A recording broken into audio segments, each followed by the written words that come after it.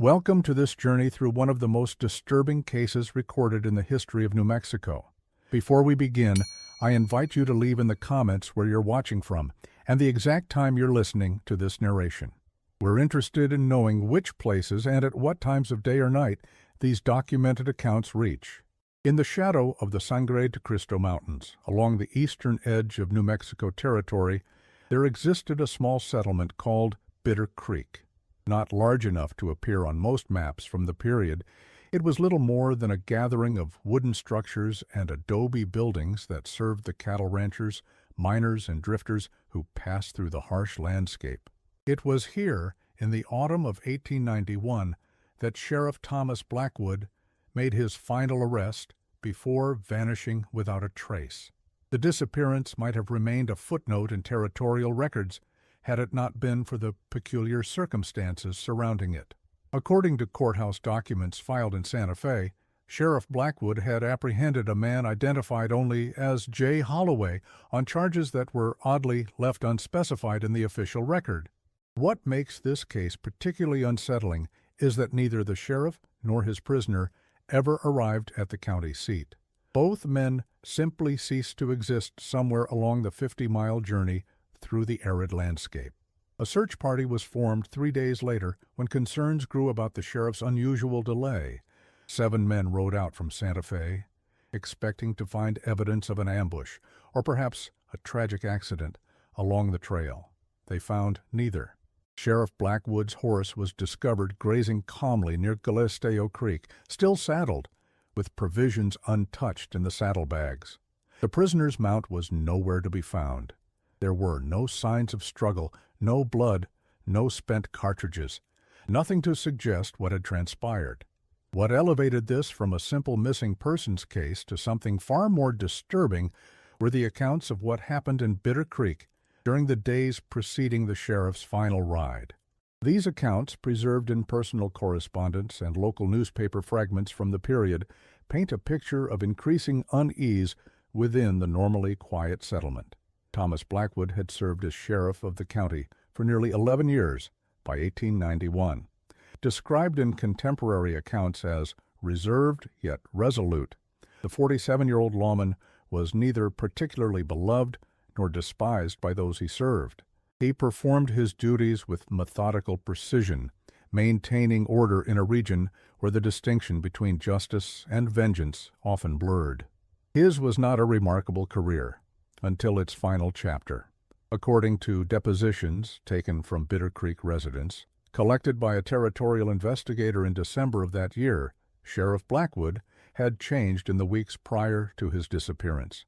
The owner of the general store, Abram Wilson, noted that the sheriff had developed a habit of studying the faces of strangers with unusual intensity. Wilson recounted how Blackwood would position himself on the store's porch for hours, seemingly waiting for someone, though he never specified whom. Martha Gaines, who ran the town's only boarding house, provided perhaps the most unsettling observation. In her written statement, she described how the sheriff had begun asking peculiar questions about dreams. "He wanted to know if I'd ever dreamt of people before meeting them," her statement reads, "or if I'd ever known things about strangers that I couldn't possibly have known. Most disturbing was when he asked if I'd ever felt I'd lived the same day twice." The quiet, dusty rhythms of Bitter Creek continued undisturbed for years before the events of 1891. The settlement had been established in the 1870s during a brief silver mining boom that had quickly gone bust. Those who remained were either too stubborn or too poor to move on. The land was unforgiving, summer heat that cracked the earth and winter winds that cut through the thickest coats. Yet people endured, as they always have in such places. Sheriff Blackwood had arrived in 1880, already in his mid-30s, with little known about his previous life. He carried the requisite documents appointing him as the territorial lawman for the region, signed by the governor himself. This was unusual for such a remote posting, but few questioned it. He took a small room above the jail, which he maintained with almost obsessive orderliness, according to those who glimpsed inside. By all accounts, for the first decade of his service, Blackwood was unremarkable in his duties. He mediated disputes between ranchers, arrested the occasional drunk or thief, and kept detailed records of his activities in leather-bound ledgers that were later found in his quarters. His handwriting was described as meticulous, almost architectural in its precision. What few social connections he maintained were practical ones: regular meals at the boarding house, monthly supply purchases, occasional attendance at town meetings. He never married, though local gossip occasionally paired him with a widow who lived at the edge of town. No correspondence between them was ever discovered. The region surrounding Bitter Creek was known for its harsh beauty and unforgiving nature. To the east stretched the high plains, golden and empty save for scattered ranches and the occasional small settlement. To the west rose the mountains, dark and imposing, hiding valleys and canyons where, it was said, a man could vanish forever. The nearest settlement of any size was Fort Sumner, some 30 miles to the southeast. Santa Fe, the territorial capital, lay nearly 50 miles to the northwest, a journey of 2 days on horseback under good conditions. Life in Bitter Creek followed the rhythms of the land and sky. Dawn brought the creak of doors opening, the smell of cook fires, the low conversations of men preparing for a day's work. By mid-morning, the settlement would be largely empty, with most residents attending to ranches, hunting, or what remained of the mining operations. The afternoon heat drove many to seek shade, and evenings found the saloon doing its steadiest business as men sought respite from the day's labor. The sheriff's routine was similarly predictable.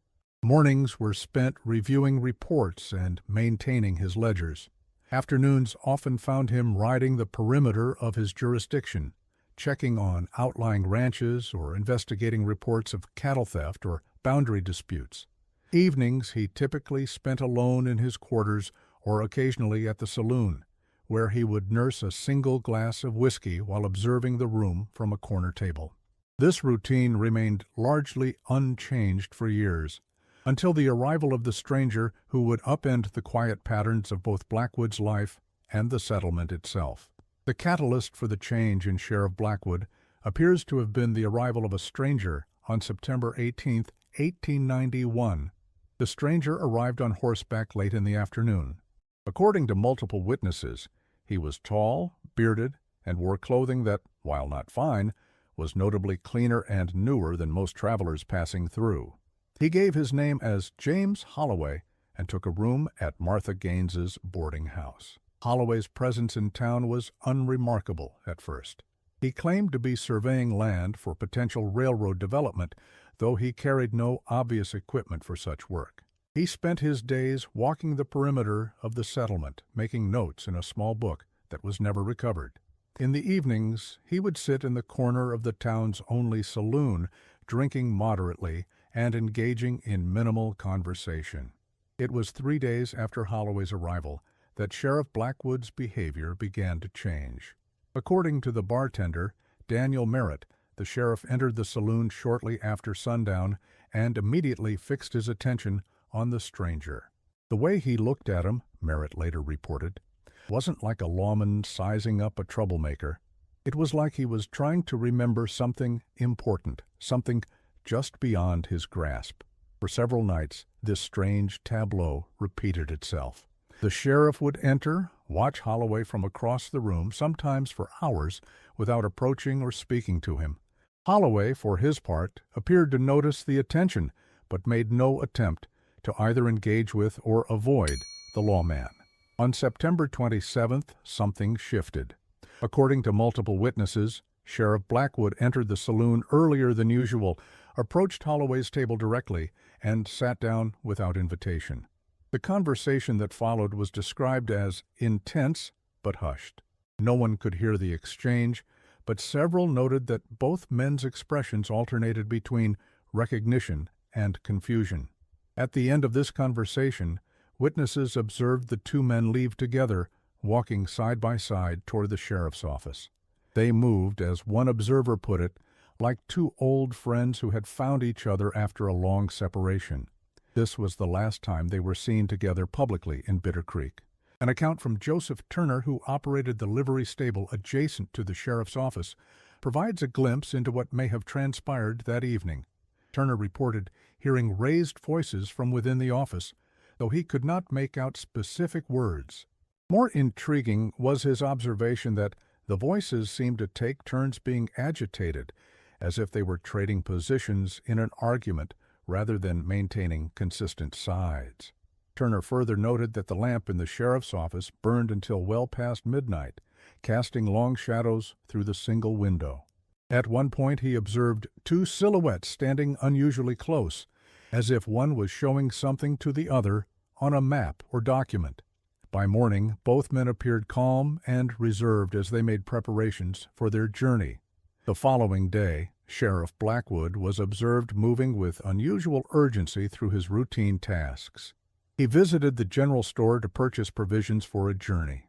He spoke briefly with the town's telegraph operator, though no records exist of any messages sent or received.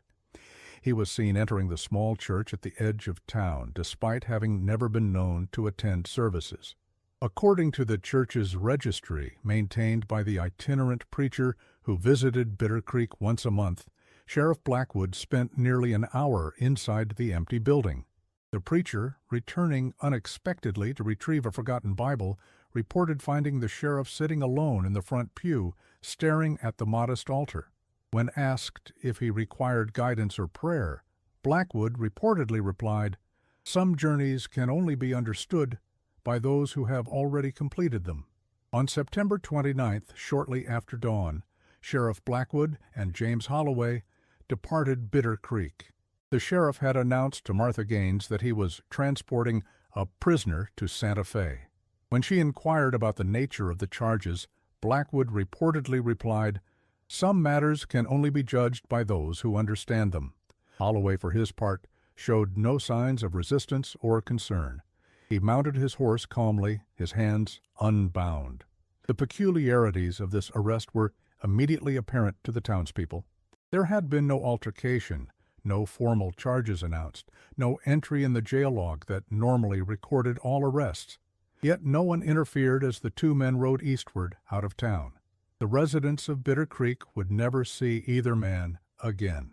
The route from Bitter Creek to Santa Fe was well established, following natural pathways through the landscape that had been used by indigenous peoples for centuries before the arrival of Europeans. It wound through valleys, skirted the edges of mesas, and crossed several streams before eventually connecting with the main Santa Fe Trail. Under normal conditions, it was a journey of approximately 2 days on horseback.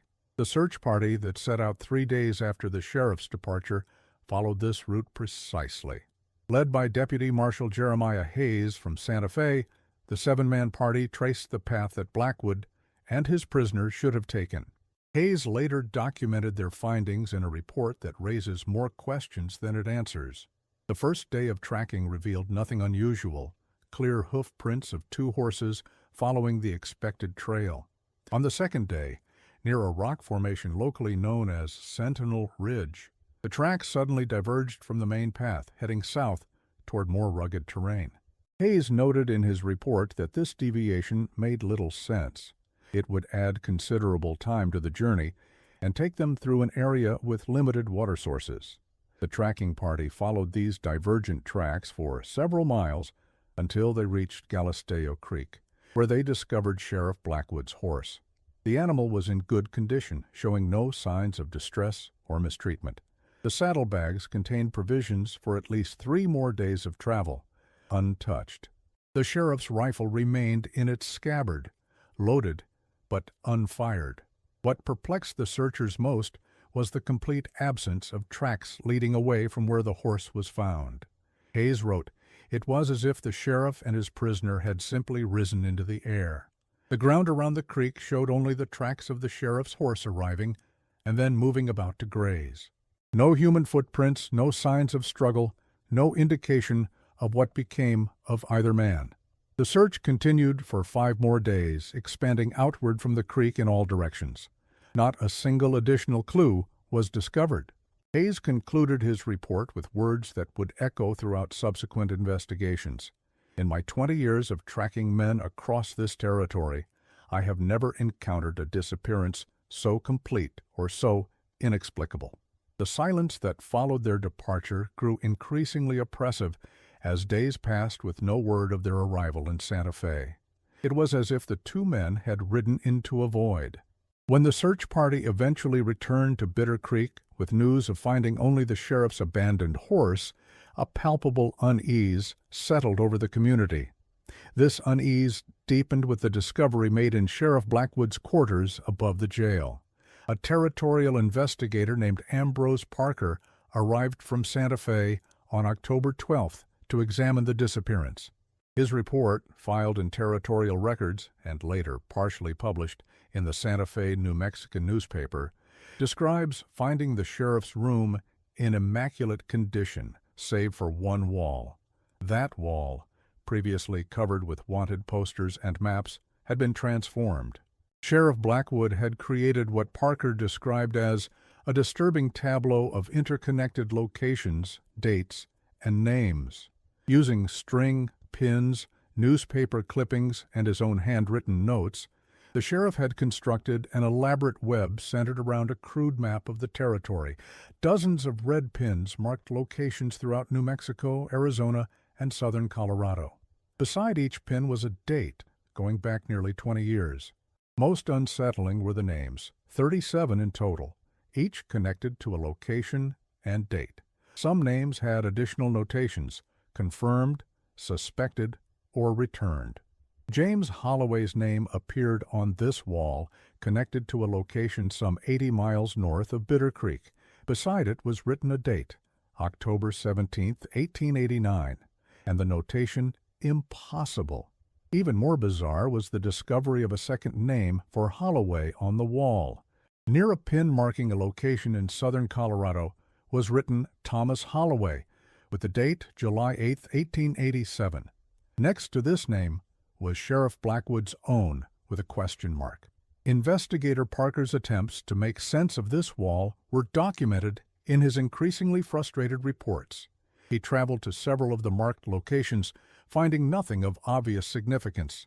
In some cases, the dates corresponded to reported disappearances or unsolved crimes. In others, there was no apparent connection to any recorded incident. Parker's investigation took an unsettling turn when he began interviewing people in the towns marked on the sheriff's wall. In a small settlement near the Colorado border, he encountered an elderly woman who claimed to remember a man matching Holloway's description who had passed through in 1887. He called himself Thomas at that time, she recalled, was asking strange questions about a lawman who'd gone missing years before. In the mining town of Silver City, Parker discovered records of a sheriff named William Holloway who had served briefly in 1883 before resigning his position suddenly. The description in county records matched that of James Holloway in several key details, including a distinctive scar along the jawline that had been noted by Martha Gaines in her description of the Bitter Creek visitor. Most disturbing was Parker's discovery in the archives of a small newspaper in Taos. A brief article from 1884 described a drifter who had arrived in town claiming to be a former lawman named Thomas Blackwood. The man reportedly told strange stories about time folding back upon itself and claimed he was searching for another version of himself. Local authorities had dismissed him as delusional, and he left town after only a few days. Parker's investigation grew increasingly erratic as he pursued these leads. His reports, initially methodical and skeptical, became increasingly disjointed. In his final documented correspondence with territorial authorities, dated November 18, 1891, he wrote, "I fear I am beginning to perceive the pattern that drove Sheriff Blackwood to such obsession. The implications are too disturbing to commit to paper. I must verify one final connection before I can present my conclusions." Parker never filed another report. According to records from the territorial governor's office, a search was initiated when Parker failed to return to Santa Fe as scheduled. He was eventually located in a remote cabin near the Colorado border, where he had apparently been living for several weeks. The officials who found him reported that he was in a state of extreme agitation, surrounded by papers covered with writing that one witness described as the ravings of a man who has lost his grip on reality. Parker was transported to the Territorial Asylum in Las Vegas, New Mexico, where he remained until his death from pneumonia in 1894. The papers found in his cabin were confiscated by territorial authorities and reportedly destroyed in a fire that damaged part of the governor's offices in 1895. Whether this destruction was accidental or intentional remains a matter of speculation among historians who have studied the case. In his final report, filed in November 1891, Parker wrote, "I can establish no logical pattern to Sheriff Blackwood's markings, save that they appear to trace movements of individuals who themselves were searching for something or someone.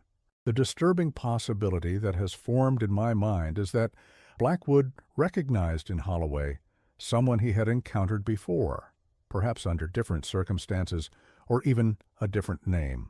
The investigation was officially suspended in December 1891, with both men listed as missing, presumed dead. A new sheriff was appointed to the region, and life in Bitter Creek gradually returned to its previous rhythms. The case might have remained buried in territorial archives had it not been for the drought of 1918, which revealed something unusual in the dried bed of the Pecos River.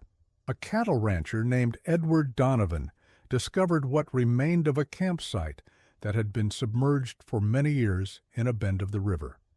Among the deteriorated items were the rusted remains of a lawman's badge, a water-damaged leather-bound journal, and 2 sets of human remains. The badge was eventually identified as belonging to Sheriff Thomas Blackwood. Donovan, a practical man with little interest in historical mysteries, reported his findings to the county sheriff, who arranged for the collection of the remains and artifacts. The badge and journal were eventually transferred to the New Mexico Historical Society, while the remains were interred in an unmarked grave in the Santa Fe Cemetery, as was common practice for unidentified bodies at the time. The journal, though severely damaged, contained entries that appeared to be written in Sheriff Blackwood's hand. The legible portions, as transcribed in a report filed with the New Mexico Historical Society in 1922, contained disturbing fragments. "You'd found him again, though he doesn't know me yet." And the same conversations, the same responses, yet he doesn't remember. Most unsettling was a partial entry that read, "Cannot escape the cycle. If what he says is true, then we have done this before, and will do it again." Walter Simmons, the curator who examined the journal, noted peculiarities beyond its content. The paper and binding, he observed, were consistent with manufacturing techniques of the 1890s, yet certain entries appeared to reference events that occurred decades later. One partially legible passage mentioned the Great War in Europe, which Simmons initially interpreted as a reference to the Franco-Prussian War of 1870-71. However, specific details in the text suggested knowledge of the First World War, which would not begin until 1914, more than 2 decades after Blackwood's disappearance.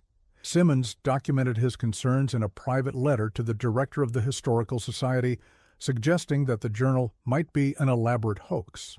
No official response to his letter has ever been found, but Simmons was reassigned from the project shortly thereafter, and the journal was placed in restricted storage, where it remained inaccessible to researchers for nearly 40 years. The remains found at the site presented their own mysteries. According to the medical examiner's report, both sets of remains appeared to belong to men of similar age and build. Neither showed obvious signs of violence. They had apparently died while sitting across from one another at the campsite. Most peculiar was the examiner's observation that the dental work present in both subjects is inconsistent with frontier practices of the period, displaying techniques unknown to me.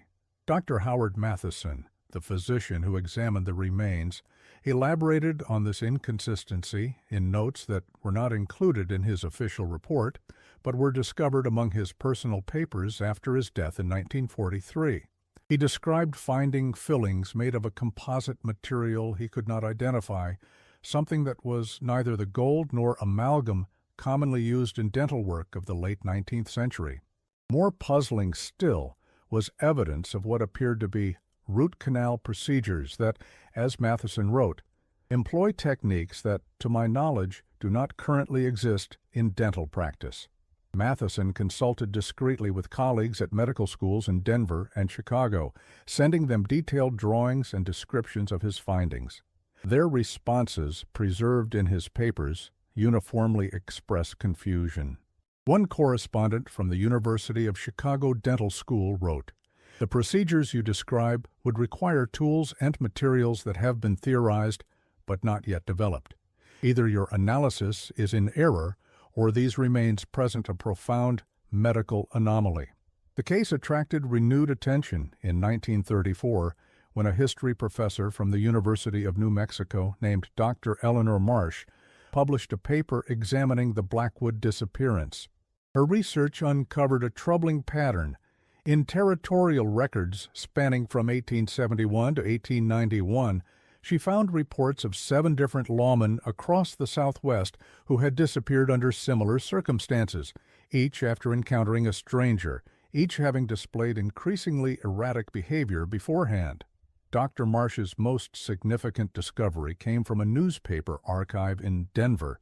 A small article from 1878 described a sheriff in a Colorado mining town who had vanished while transporting a prisoner. The sheriff's name was listed as James Holloway.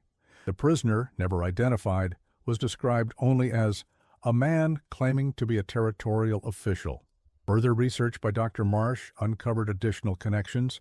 A sheriff's deputy in Arizona named Thomas Blackwood had disappeared in 1876 while investigating reports of a stranger asking questions about missing lawmen. A Texas ranger named James Holloway had vanished in 1882 while pursuing a man who reportedly resembled him so closely that witnesses had confused the two. These discoveries led Dr. Marsh to formulate what she called the recursion theory, which she outlined in a monograph published privately in 1937 after academic journals refused to consider it. In this theory, she proposed that the various Blackwoods and Holloways were not different men with the same names, but rather iterations of the same individuals somehow caught in a temporal loop or cycle. What we perceive as linear time, she wrote, may in certain circumstances fold back upon itself, creating closed causal loops in which individuals are doomed to repeat variations of the same encounters across what appears to us as different periods. This theory, radical even by today's standards, effectively ended Dr. Marsh's academic career. She resigned her position at the university in 1938 and disappeared from public life. Records indicate she spent her final years in a small cabin outside Taos, coincidentally not far from one of the locations marked on Sheriff Blackwood's wall. In 1945, construction workers expanding a highway near the Arizona-New Mexico border uncovered a shallow grave containing the remains of a man. Among the personal effects was a badge identifying him as Sheriff Thomas Blackwood of Yavapai County, Arizona. Territorial records confirmed that a Thomas Blackwood had indeed served as sheriff there from 1883 to 1885, when he disappeared while pursuing a suspect into the desert. This was, of course, during the same period when our Thomas Blackwood was supposedly serving as sheriff in New Mexico. The papers and effects discovered with these remains included a journal with entries describing encounters with a man named Holloway, who the Arizona Blackwood claimed to have arrested multiple times, only to have him vanish before reaching judgment. The final entry, dated June 12, 1885, reads simply, "He remembers now, says we're caught in something larger than ourselves. I don't believe him, but I will follow and see where this leads." The discovery prompted a brief investigation by local authorities, who eventually concluded that the New Mexico and Arizona Blackwoods were likely different men who happened to share a name, a not uncommon occurrence in the frontier era. The Arizona remains were interred in a marked grave in Prescott, and the papers were deposited in the state archives. Raymond Foster, the county clerk who processed these materials, noted in a memo to his supervisor that he had found disturbing similarities between the handwriting in the Arizona Blackwoods Journal and samples of the New Mexico Blackwoods writing he had obtained from territorial archives. "To my untrained eye," he wrote, "they appear to be the work of the same hand, despite being separated by hundreds of miles and overlapping in time." Foster's observation was never officially acknowledged or investigated. His memo was filed away and forgotten until historian David Lambert discovered it while researching an unrelated matter in 1953. Lambert attempted to compare the handwriting samples himself, but found that the Arizona Journal had been removed from the archives. The official record indicated it had been transferred to the FBI in 1949 as part of an investigation into historical identification methods. No record of its return was ever filed. The Blackwood Holloway case was briefly examined by the newly formed FBI in 1948 as part of a review of historical unsolved cases. Their report concluded that the most likely explanation was a series of imposters using the same names, possibly as part of an elaborate criminal scheme. The case was filed away and largely forgotten by official channels. However, internal memos obtained through Freedom of Information Act requests in the 1990s reveal that the FBI's interest in the case extended beyond what was publicly acknowledged. A classified addendum to the official report recommended continued monitoring of any discoveries related to the Blackwood Holloway incidents, with findings to be reported directly to J. Edgar Hoover's office rather than through normal channels. One particularly cryptic memo, dated March 1950, references physical evidence from the A. Blackwood recovery that defies conventional explanation, and recommends containment of information until scientific advancement permits proper analysis. The specific nature of this evidence is never clearly stated, though subsequent memos refer to the chronological anomaly and temporal inconsistencies in recovered materials. In 1957, during renovations to the old courthouse in Santa Fe, workers discovered a sealed compartment within a wall. Inside was a metal box containing a single document, a letter addressed to whoever finds this, whenever that may be. The handwriting matched known samples of Sheriff Thomas Blackwood's. The letter, dated September 28, 1891, the day before Blackwood and Holloway departed Bitter Creek, contains perhaps the most disturbing element of the entire case. The full text has never been released to the public, but historians granted access have shared certain passages. I now understand what Holloway meant when we first met, though I took him for a madman then. We are caught in something I cannot comprehend. I have arrested him before. He has arrested me before. We have died together and found each other again across this territory. The faces and names shift, but we remain bound to this endless pursuit. Tomorrow we ride out together once more, seeking the place where it began. He believes we can break the cycle if we return together willingly. I am not convinced, but I see no alternative path forward. If you are reading this, we have failed again. The letter was transferred to the New Mexico State Archives in 1962, where it was examined by multiple handwriting experts who confirmed its likely authenticity. Shortly thereafter, it was classified and removed from public access by order of the governor. No explanation for this decision was ever provided. Harold Jenkins, a clerk who worked in the archives at the time, later claimed in an interview with a local newspaper that he had read the letter in its entirety before its removal. According to Jenkins, the letter contained additional passages that were even more unsettling. The pattern repeats, with variations. Sometimes I am the pursuer, sometimes the pursued.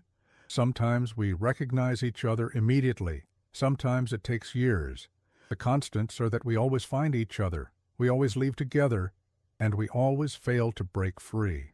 Holloway believes the answer lies at the place where we first encountered the anomaly, a cave in the Sangre de Cristo Mountains that neither of us can precisely locate in this iteration. He remembers entering it in 1867 while pursuing a deserter. I remember finding it in 1879 while seeking shelter from a storm. Both memories cannot be true, yet both are vivid to us. The most disturbing aspect is that we carry knowledge from previous cycles, skills, memories, awareness that should not be possible. Holloway can describe in detail a revolver model that he claims has not yet been invented. I find myself dreaming of horseless carriages and flying machines that defy reason. Jenkins's account was dismissed by authorities as fabrication, and he was subsequently fired from his position for violation of confidentiality. He maintained the truthfulness of his claims until his death in 1981, though he never produced any evidence to support them. In 1968, the last significant development in the case occurred when anthropologist Dr. Robert Sandoval was granted permission to examine the remains discovered in 1918 at the Pecos River site. Using newly developed techniques, Dr. Sandoval made a startling discovery. The dental work that had puzzled the original examiner showed signs of materials and methods that, as he wrote in his sealed report, appear to be inconsistent with any known dental practices of the 19th or even early 20th century. More disturbing was his analysis of personal effects found with the remains. A pocket watch recovered from one of the bodies, though severely damaged, contained an inscription on the inner case that had been previously overlooked. The visible portion read, "Faithful Service, Thomas Blackwood, Sheriff, 19." The year of the inscription was partially obscured, but Dr. Sandoval noted in his report that the first visible digit appeared to be a 5. If accurate, this would suggest the watch was inscribed in the 1950s or later, decades after Sheriff Blackwood had disappeared. Dr. Sandoval's report was submitted to the New Mexico Historical Society in late 1968. It was subsequently classified, and Dr. Sandoval was reportedly advised by unspecified federal authorities to discontinue his research. He died in a house fire the following year. The official investigation determined the cause to be an electrical fault. In the decades following Dr. Sandoval's death, the Blackwood-Holloway case faded from both official interest and public awareness. Occasional references appeared in books about unsolved mysteries of the American West, typically presenting simplified versions of the story that omitted the more disturbing elements and temporal inconsistencies. The remains recovered from the Pecos River site were eventually transferred to a federal facility in Maryland in 1972, ostensibly for further analysis using advanced techniques. No results from this analysis were ever published, and subsequent inquiries regarding the status of the remains have been met with claims that no records of their receipt or storage exist. The site where Bitter Creek once stood has been reclaimed by the desert. A survey conducted by the University of New Mexico Archaeology Department in 1988 found only scattered foundation stones and a few rusted metal artifacts to indicate human habitation had ever existed there. The survey was discontinued after only 3 days for reasons never clearly explained in official documentation. Dr. Michael Reyes, who led the survey team, later told colleagues that his funding had been abruptly withdrawn following a visit from individuals claiming to represent the Bureau of Land Management. According to Dr. Reyes, these individuals confiscated several artifacts his team had recovered, including what appeared to be a badge or metal star found near what would have been the center of the settlement. Local residents of the region surrounding the former Bitter Creek site maintain a curious silence about the area.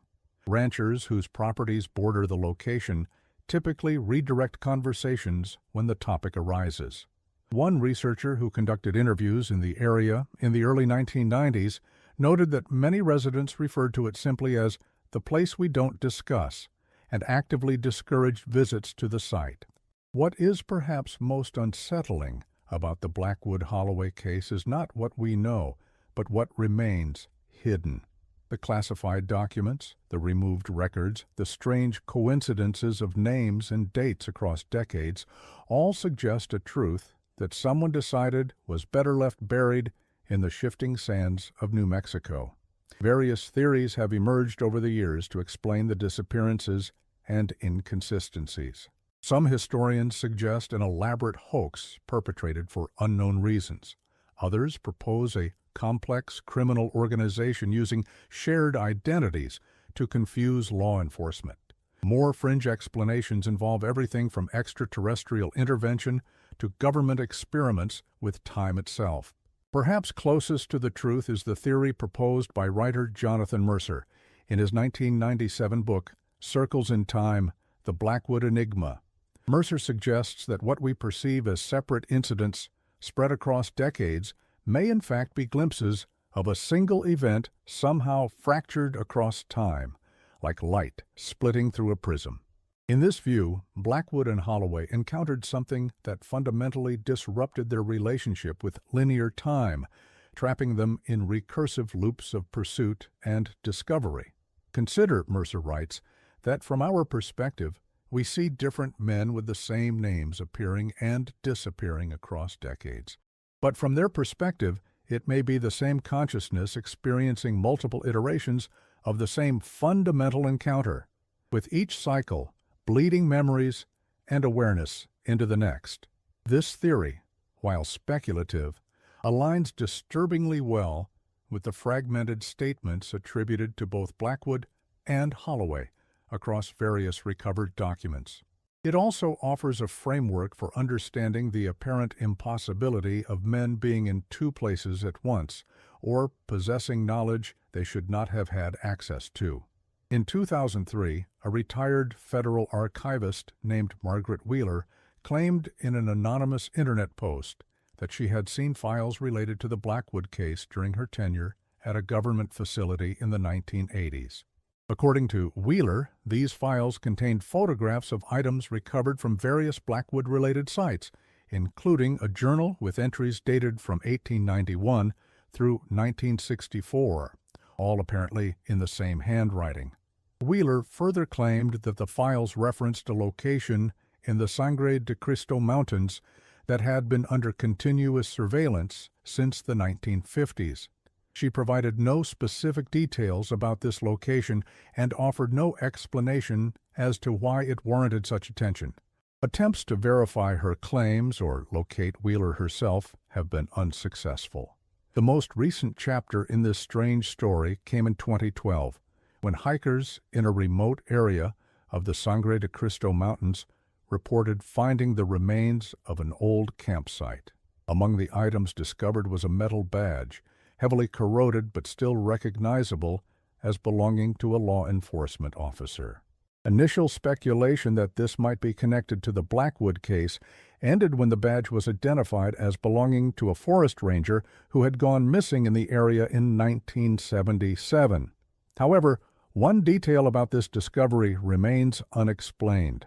According to the official report, a leather saddlebag found at the site contained a handwritten note that read simply, Blackwood, Holloway, again. 1977. The authorship of this note has never been determined, and its significance, if any, to the historical case remains unclear. And so the case remains a whispered story, a historical footnote, a mystery without resolution. The sheriff who vanished after his final arrest, and the prisoner who might have been captor in another time and place. The desert keeps its silence. The years pass, and somewhere in the archives, in folders seldom touched, the fragments of the truth remain scattered like bones in the sand, waiting for someone to piece them together and finally understand what happened on that autumn day in 1891, when two men rode into history and vanished from it at the same time. Some local residents claim that on certain nights, particularly when the moon is new and the desert darkness is complete, the sound of two horses can be heard passing through the area where Bitter Creek once stood. All was moving eastward. All was just before dawn. All was followed by a silence more profound than any natural quiet. Visitors to the region occasionally report strange temporal distortions, watches that run backward for brief periods, compasses that spin wildly before settling, the disorienting sensation of time stretching or compressing. These reports are typically dismissed as the effects of altitude or desert conditions on perception, yet they persist with remarkable consistency across decades of documentation. In 1997, a geology student from the University of New Mexico claimed to have discovered unusual magnetic anomalies in the area surrounding the former Bitter Creek site. His preliminary findings suggested a localized distortion in the Earth's magnetic field that defied conventional explanation. His research proposal for further study was denied funding, and he subsequently abandoned the project. When contacted years later by researchers interested in the Blackwood case, he refused to discuss his findings, stating only that some doors are better left closed. Perhaps the most persistent question surrounding the case is why it has attracted such apparent official secrecy. If the disappearance of Sheriff Blackwood and his prisoner was simply an unsolved frontier mystery, why have documents been classified, evidence removed from public archives, and researchers discouraged from pursuing the matter? What aspect of this century-old case could possibly warrant such continued sensitivity? Former New Mexico State historian Dr. Andrew Fernandez, who attempted to compile a comprehensive account of the case in the 1980s, offered one perspective before abandoning his project. There are two possibilities, he wrote in notes, later found among his papers. Either there is nothing to find and the appearance of secrecy stems from bureaucratic confusion and coincidence, or there is something about this case that continues to be relevant to national security concerns. Neither explanation feels satisfactory, yet I can conceive of no third option. The landscape around where Bitter Creek once stood remains largely unchanged since 1891. The same harsh sun beats down on the same rocky soil. The wind still carries dust across empty spaces between sparse vegetation.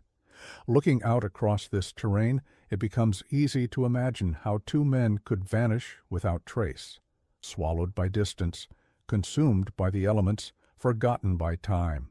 Yet something about this particular disappearance refuses to be forgotten.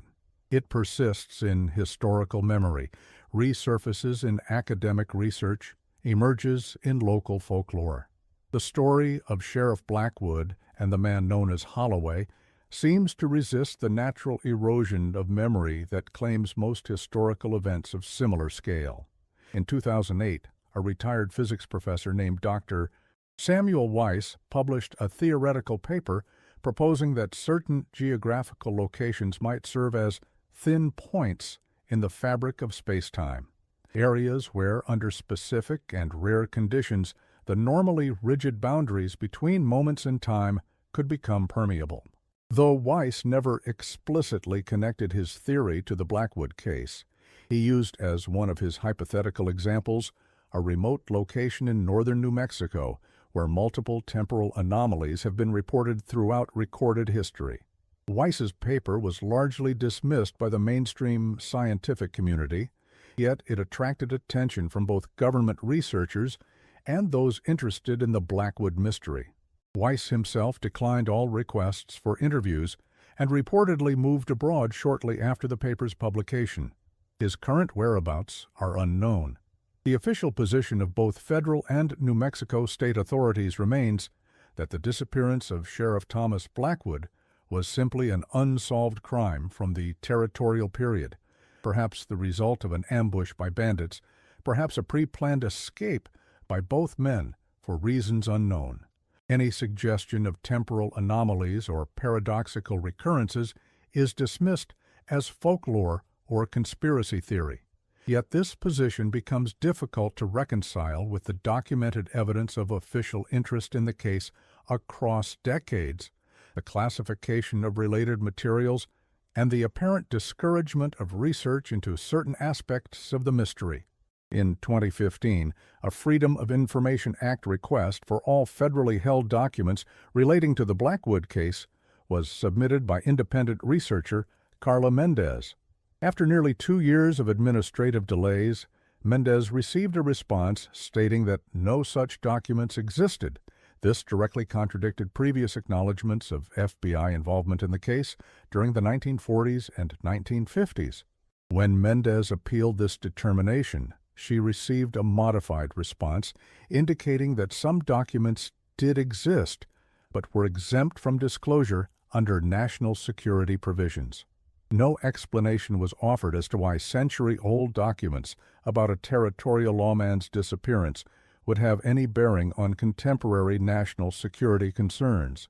The Blackwood Holloway case exists now in an ambiguous space between historical mystery and legend. It is referenced occasionally in scholarly works on unsolved crimes of the American West, featured more prominently in compilations of mysterious disappearances and temporal anomalies, and persists as a whispered story among residents of northern New Mexico.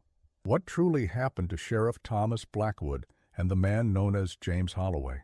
Were they victims of frontier violence, participants in some elaborate deception, or, as the more unsettling evidence suggests, caught in something that transcended the normal boundaries of time and identity? The most compelling aspect of the case may be how it forces us to confront the limitations of our understanding. History is typically presented as a linear progression of cause and effect, yet cases like Blackwood Holloway hint at patterns and connections that defy such simple organization.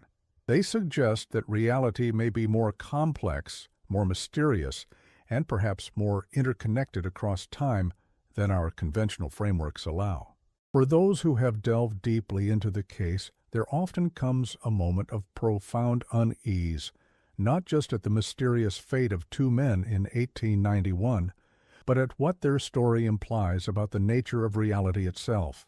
If Blackwood and Holloway could somehow exist across different times while maintaining some thread of continuous identity, what does that suggest about the permanence and continuity of our own experiences?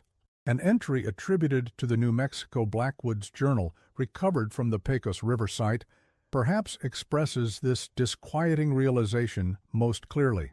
I begin to suspect that what we perceive as our lives, these seemingly solid moments strung together by memory, may be more fluid than we dare imagine.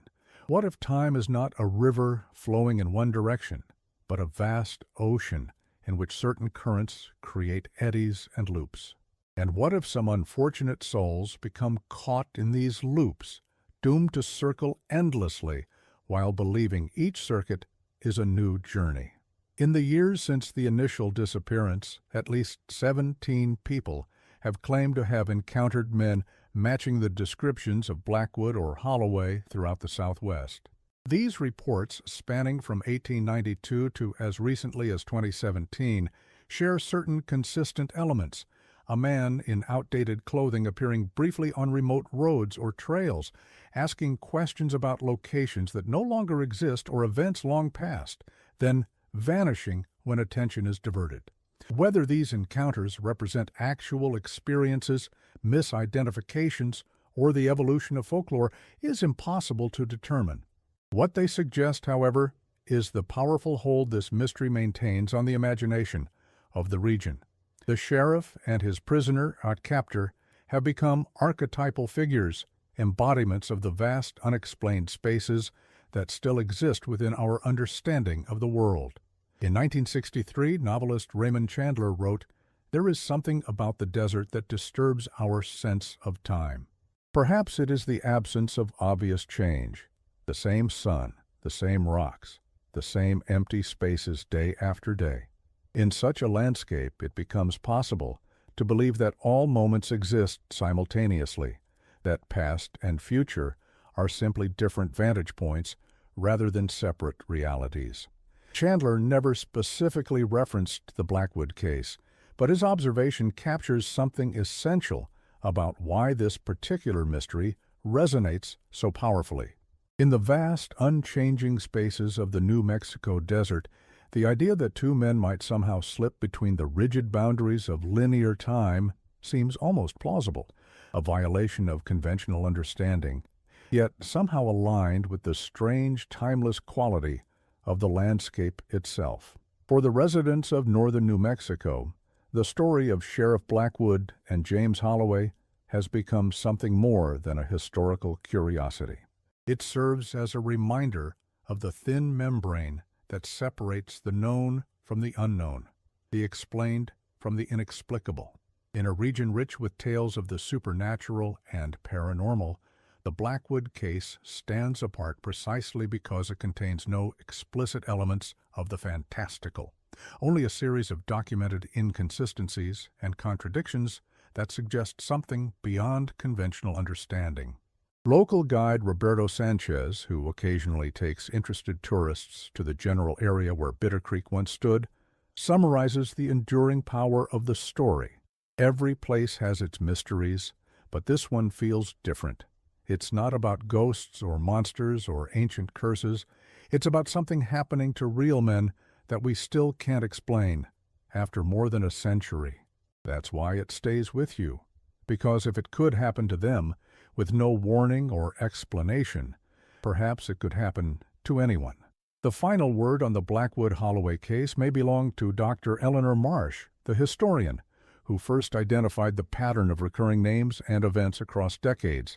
In the conclusion to her unpublished monograph, written shortly before she withdrew from academic life, she wrote, "In pursuing this mystery, I have found that the deeper one delves, the more the conventional boundaries between objective fact and subjective interpretation begin to blur.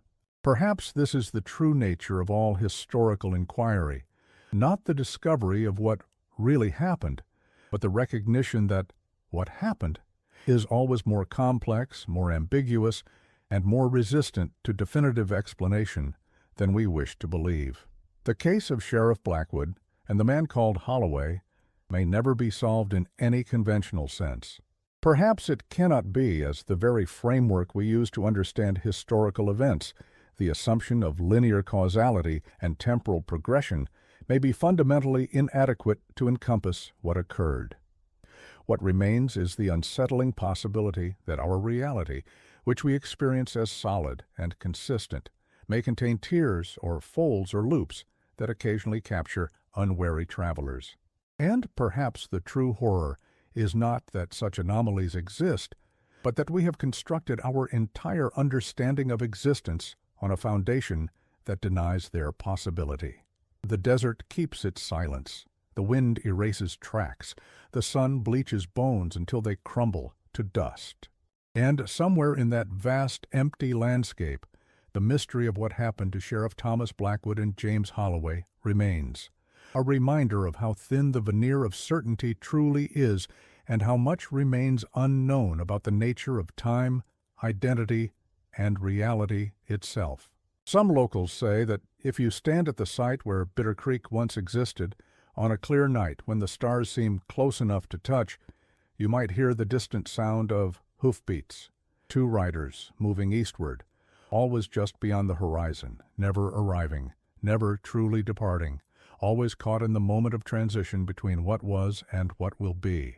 A moment that, for them, perhaps never ends. For those who have studied the case most deeply, there comes an inevitable question. If the pattern held true, where might Blackwood and Holloway be now? If their consciousnesses somehow persisted across time, shifting between roles and iterations but maintaining some core identity, could they still be out there? Perhaps under different names, perhaps unaware of their previous cycles, yet still bound together in their strange, recursive journey? The question has no answer, only the troubling implication that some mysteries are not simply unsolved, but fundamentally unsolvable within our current understanding of reality. The story of the sheriff who vanished after his final arrest may be less about the fate of two men in 1891, and more about the limitations of our ability to comprehend the true nature of existence. And so the case remains open, not in official records perhaps, but in the persistent questions it raises. In the whispered stories passed down through generations in small towns across New Mexico, in the occasional reports of strange encounters on desert roads, in the disquieting possibility that time itself may not be the simple, forward-flowing river we perceive it to be. The desert waits, timeless and patient. The wind carries secrets in its passage across empty spaces.